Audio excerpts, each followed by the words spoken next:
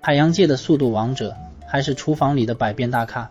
大家好，今天我们要聊的是一种低调但不简单的海洋明星——春鱼。你可能见过它，但不一定认识它。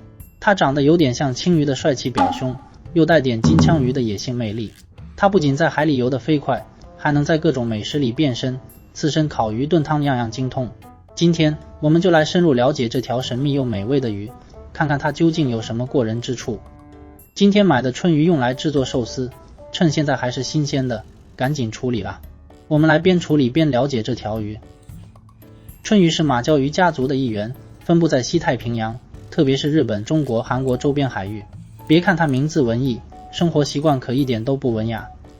这家伙是个海洋极速猎手，靠着流线型的身体和强劲的尾鳍，能在水中以每小时50公里的速度狂飙。要是开个海底 F1 比赛，它绝对能冲进前3。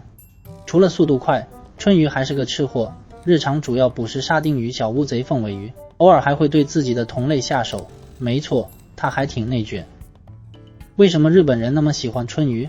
提到春鱼，日本人肯定会猛点头地说，这可是我们的春天之味。在日语里，春鱼的名字读作傻哇啦，听起来就很优雅。但更重要的是，这家伙在春天最为肥美，所以日本人会在春天大量捕捞并享用它，因此得名春鱼。春鱼的肉质细嫩，脂肪含量适中，不像三文鱼那么油，也不像金枪鱼那么紧实，口感介于两者之间，刚刚好。在日本，春鱼最常见的吃法包括细筋烧，用白味噌腌制后再烤，香甜可口，配米饭简直绝配。生鱼片，相比其他鱼，春鱼的刺身更少腥味，而且带点淡淡的甜味。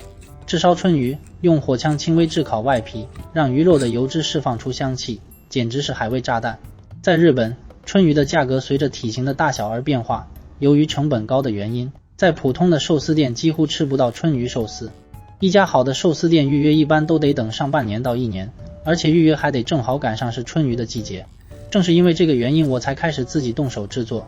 现在我认为好吃的东西其实都在市场，虽然对于不同的鱼用的醋饭的比例相当关键，但是素材的鲜度和熟成的程度决定着成败。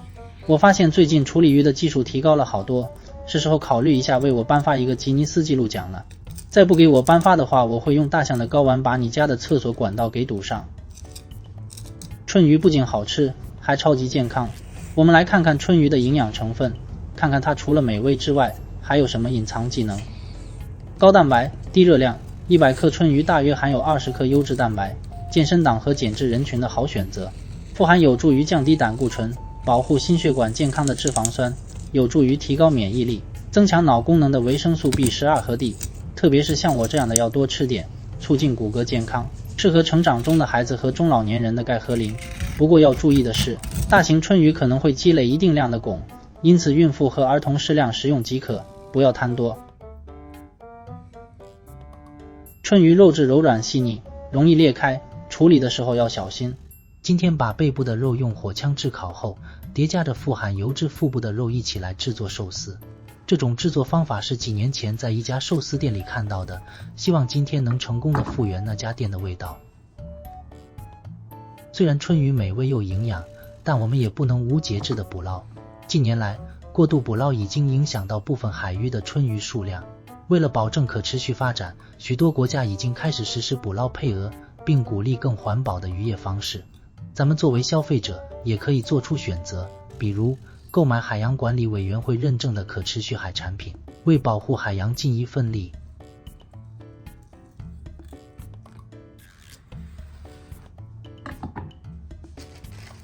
把背部和腹部的肉分开，因为春鱼肉质柔软的原因，我不建议把皮扯下来，想用几块切几块下来是最好的选择。2月份的春鱼非常的美味，中间这排带有骨头的肉和头部拿来烤着吃也非常的好吃。这是背部的肉，我们用来炙烤。这是腹部带有油脂的肉，取下来和炙烤的肉一起用。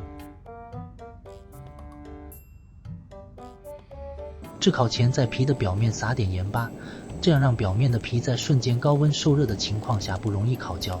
从脱水到防止烤焦，可以说盐巴的作用是非常广。